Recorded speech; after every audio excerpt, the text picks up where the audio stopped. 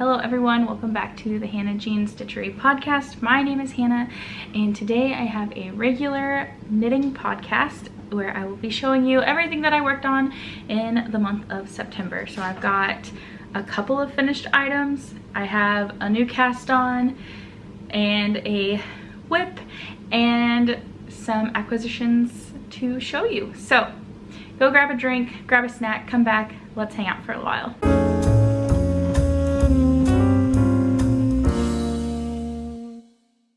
My first finished object that I have to show you is what I am wearing, and this is my Corran Cardigan by Rebecca Clow from the W.I.P.s podcast, and it's finished. This is what it looks like. Hopefully I can get video of it, a better video of it. So yeah, this is it. It's done. I just found my little notes that I wrote for this cardigan and I don't have a starting date for this. And I don't remember when I started it at all. So I don't know how long it took, but I just finished it on Wednesday morning. I sewed on the buttons and I was so happy when that was done. And I have all of the ends woven in and everything. Like, it is complete, perfectly complete. So let's see, I used this yarn. I still have a whole cake left and this ball. I used one and most, so I have one and a little left. But this is the Lion brand Comfy Cotton Blend in the colorway Chai Latte. It's a DK weight and you get 392 yards per skein. And yeah, it's a very neutral colorway. It's got splashes of pink and blue in it and some yellow in it. Okay, so I think it did start to pool up on the shoulder panel area, but I think really it's pretty even and it's kind of hard to tell that it kind of pooled. Maybe when it's not on, it looks darker up here because of all the blue that you can see. But I'm not upset in any way by it. I love this so much. The makeup of this yarn is cotton and polyester, 50% cotton and 50% polyester. So it is soft, but I think the strands of polyester does make it a little bit, just a very small little bit scratchy or itchy, but it's nothing like, I guess if I was wearing this completely next to skin, it would be an issue, but since I'm wearing a tank top dress underneath it, it's like, I don't notice it. Maybe if I got sweaty, I could probably feel it, but I don't really feel the itchiness. But like if I'm like holding it up against my face, I do feel the itchiness. So anyway, modifications that I made, I pretty much did this all to pattern, except when I got to the sleeve. So I knit a size 5. When I got to the sleeve, inside the pattern, she said that some test knitters found the bicep to be tight. Knowing that, I sized up a needle, I think a whole needle size, or maybe a half, like so, or a millimeter, half a millimeter or a whole millimeter, I can't quite remember. And then I also went up to size 6, so a whole nother pattern size, just for the sleeves, because I was afraid that it would be tight and I didn't want it to be tight. And even with sizing up on everything, it's still like, it's manageable, not even manageable, like it's just snug, perfectly fitting, I guess. There's no positive ease and there's no negative ease, I guess. Well, I guess maybe there is negative ease since it has to stretch, but I don't know how much. So anyway, this bind off is just a little bit tighter than this one, but hardly even noticeable. And the other thing that I did was made the band, this button band that goes all the way around, I made it wider because I knew that I was off with my gauge size. I think there's a fly buzzing around and I can hear it.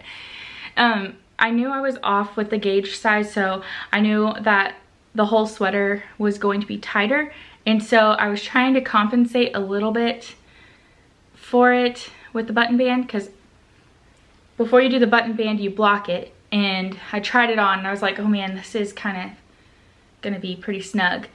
So I got worried, and then I tried to compensate, and I think it worked fairly well. I mean, it does pull a little bit, but I mean, what can I do about that? So yeah, this band is really wide. It's only supposed to be like maybe that wide instead of that wide, but I do like it wider. Yeah, I don't know, I think it's cute. I think my button, yeah, I think I needed to add another couple rows on this side of the buttonhole, but I'm not upset about it because it kind of makes up for it over here. And then the buttons I did kind of, well, I was meaning to kind of keep this color going throughout the buttons. This one was the lightest one that I had, but I meant to put this one on the other way. But since it makes a gradient, I think it actually works out really well. So I'm not going to change it. I'm going to leave it. I like it, and it's done.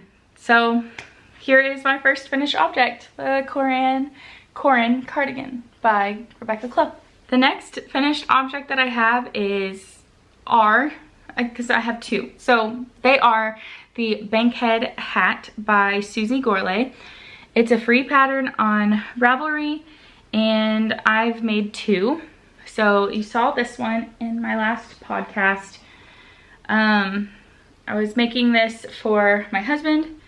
It is now finished, and so the pattern calls for a worsted weight yarn. This is a DK weight, and I kept the needle size the same. For the ribbing, I did DPNs, but for the hat, the main part of the hat, I found some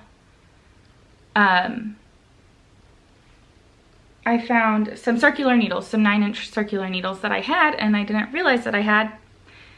So a little bit upset about that I could have just had it all without any laddering, but it's fine. So yes, I added inches to both parts. This was only supposed to be like 3 inches. I think I did 5, and then this was only supposed to be 6, I think, and I did, I don't know how many inches I did, but I lengthened it because my husband wanted a slouchy hat. Now, this hat is fairly tight on his head, and I left one end. It's okay. Anyway, this is fairly tight on his head, and every time he puts it on, I'm like, I really should have made this, I should have made a larger size, because it's just like snapping off of his head. But every time I'd say that, he's like, no, it's fine, because I'd rather it be too tight and me stretch it out than it be too big and it just like slipping off of his head with everything he does. So I'll believe him and I'll trust him with that. So yeah, this is the adult large. So this is what it looks like. I don't have a picture or video of him wearing it. So yes. Now, I made this and I had my son try it on, and it fit his head, his little head, and it was really slouchy on him, and it was super cute. So I had this yarn that I have made him a hat out of before, a crochet hat out of before, when he was really little, maybe 9 months or 10 months old or something like that. And so I was like, okay, I'm gonna pull out that yarn, I'm gonna make another one. So this one is basically finished. There's lots of ends because this yarn kept breaking, and I'll tell you why in just a second, but let me just show you. So this is his little hat. It's quite a bit smaller, shorter. but it should be just enough slouchy for him. So this yarn was Lion Brand. It's a vintage yarn. So this came from my great grandma's yarn stash. It is Lion Brand yarn, Magic Stripes, and the colorway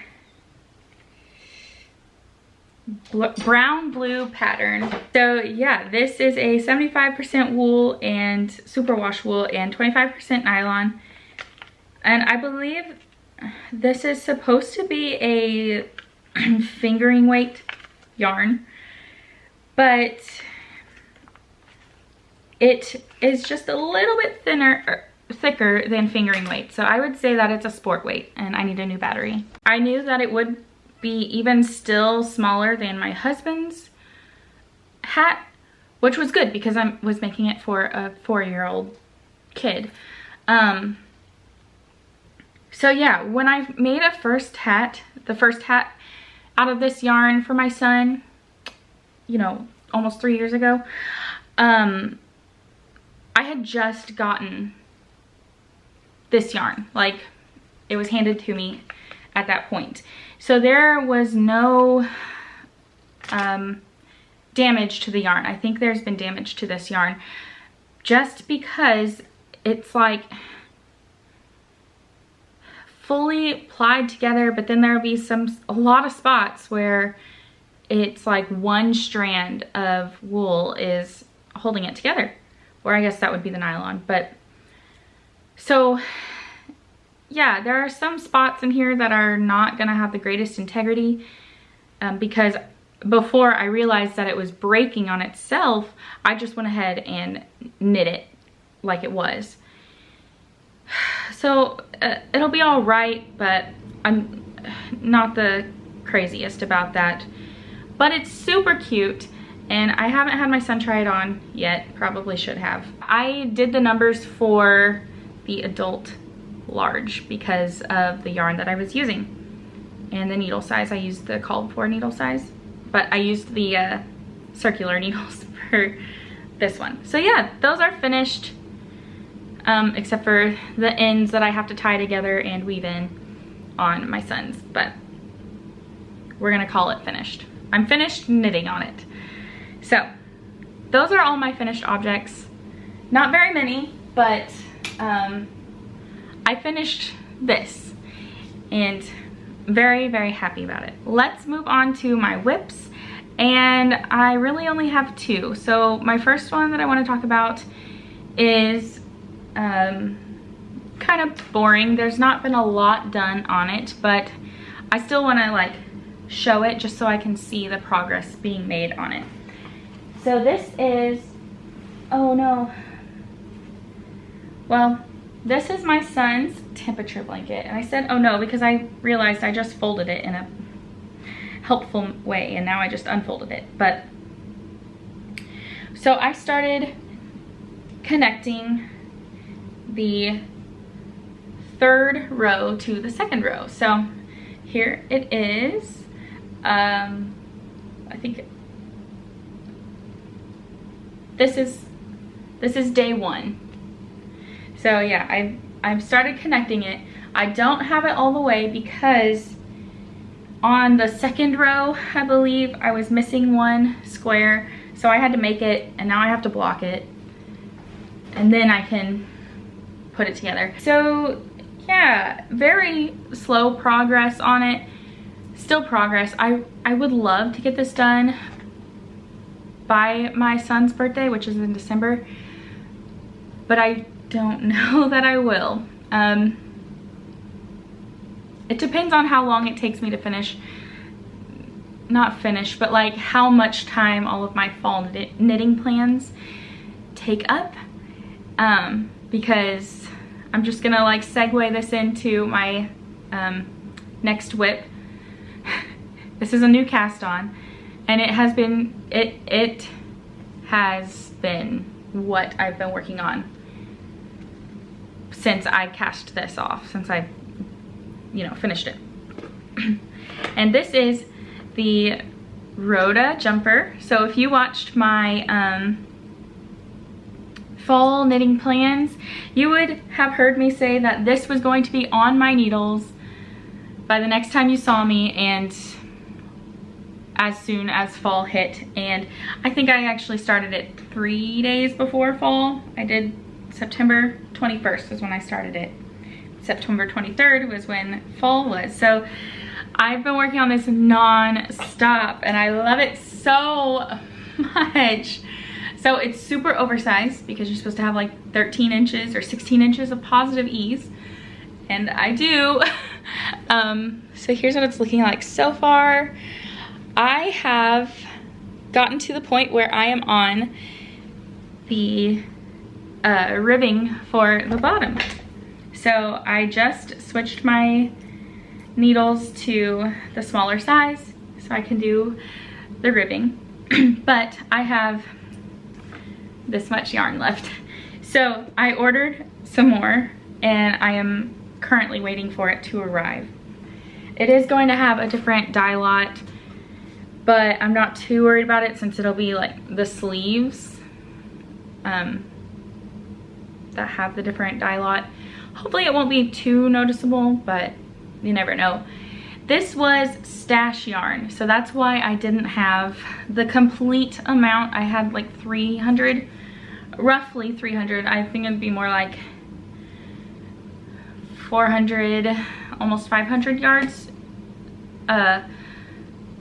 Too little of this yarn, but I just really wanted to use this yarn because I've had it in my stash. I had a project going with it at one point in time, ripped it out, and then it just sat, and I really wanted something to be done with it. So I decided I'd make the Rota jumper. So I'm really excited to get the yarn and to get this band knit, the bottom band knit, you know, use up the yarn that I have, go as far as I can. Let's see, I don't think I'm making any, I am not making any modifications. This is exactly as the pattern says, and yeah, I don't know how many inches, I don't know if my gauge has changed or not. It does look very oversized. And I would say it's the yarn, but I know that it's called for an Aran weight yarn. This is a worsted weight yarn. And I know that my gauge swatch, I'm pretty sure it met spot on. But it was in stockinette, not in the pattern repeat, which can be different because it's not just stockinette. So here's my gauge swatch, and yeah, I guess I could pull this out and use it, but I don't think I want to. Is there anything else to say about this pattern? Oh, the lace repeat is about 8 rows, and then it repeats it's 8 rows. And I have not been able to, at least working flat, I was not able to memorize the pattern. But in the round, I seem to be able to like know it a little bit better, and why that is, I don't know. It's just those first like 3 stitches, like 1 to 3 stitches, I will get confused on what exactly I'm supposed to do with them. It's written in the pattern, but like, you know, to have the pattern repeat fully memorized, I don't have those 3. And then once I get those 3 over with, then I can do the pattern repeat just fine. So yeah, I think somebody else had said that Whitney, I think is her name, by W.I.P.s, she did the Rota the tank top version. I don't remember what exactly it's called, but she did that one just recently, and she said the same thing, and I was like, oh yeah, yes, I understand that. So that is the Rota jumper that I have, the Rota jumper progress that I've made, new cast on. So I have a feeling this will be done within 3 or 4 days of me getting the yarn. Okay, this is a very short episode because that's all that I have to show you, except for acquisitions, and then I'll talk through some plans, even though that's scary because I never actually stick to my plans. But let me show you the acquisitions that I've gotten. So I have a few things on the way that I can't show you, which is the yarn for the jumper, and I have some yarn coming for Christmas gifts that I'm going to be making, and a pair of needles. So I can't show you those, but they are on the way. But what I can show you is some yarn for the Stephen West Mystery Knit Along, because I am doing it this year. This will be my 2nd year. Let me show you the yarn. As we all know, if you have been in the loop about the knit along this year, it is called Geo Gradient, and we were supposed to pick out colors that make a gradient effect. So I was looking on the website, on his website, and I so badly wanted to get one of the green ones, but I couldn't justify the price plus shipping. So I waited a little bit, and then I just kept searching on the interwebs, and I landed on Etsy. There's a seller that I've bought from before. Oh, sorry. And it is W.I.P. yarns, and I love her yarns. I've gotten a DK weight yarn from her before, but this time it's fingering weight because the shawl is a fingering weight project. So she had a fade set. I don't think it was actually meant for this knit along. I'm pretty sure I've seen this fade set since the beginning of the year, or when she came back to Etsy, because for a little bit her shop was gone, but when she came back, I've seen this since then. So I have one of the skeins already balled up, but then I was like, oh wait, I need to show these on the podcast. So I went ahead and just stopped. But these are the colors. So we have, what is this color? Okay. So we have Sunstone.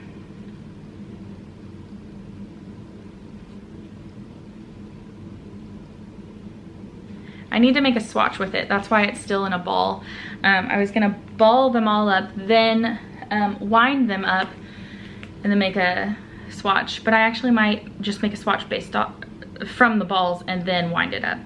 Anyway, then there is Calico Koi. This, I have seen this color on her website or on her Etsy shop, and I have been just dying to get my hands on it. So now I finally have it. So there is Calico Koi. This one is Pumpkin Spice.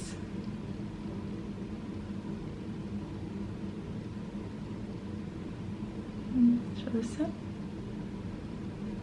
And this one is Apple Spice. So these are orange and red toned, and I think we pretty much have all heard of the knit along that Emily from High Fiber Knits is going to be doing, and is doing now. I think it's started by now. It is the tomatosoupcore mal.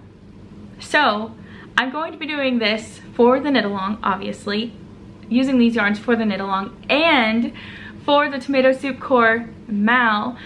I'm so excited that I actually have a project that fits in with it, because other than this, I really didn't have anything that I could make for that that make along, and I really wanted to join it.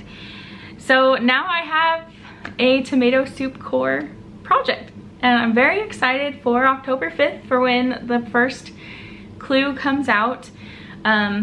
But first, swatches, and I have taken plenty of photos of these yarns because they're just so dreamy in these hanks. This red is coming off a lot brighter red. This is more like a dark, true dark red, like fire engine red, but dark, if that makes sense. Because on the screen it looks fire engine red, but just very bright, like cherry red. This isn't cherry red. This is dark red.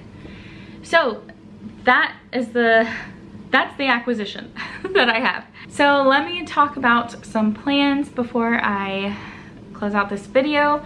Obviously, my first plan is to finish the Rota jumper, and it will get done for sure.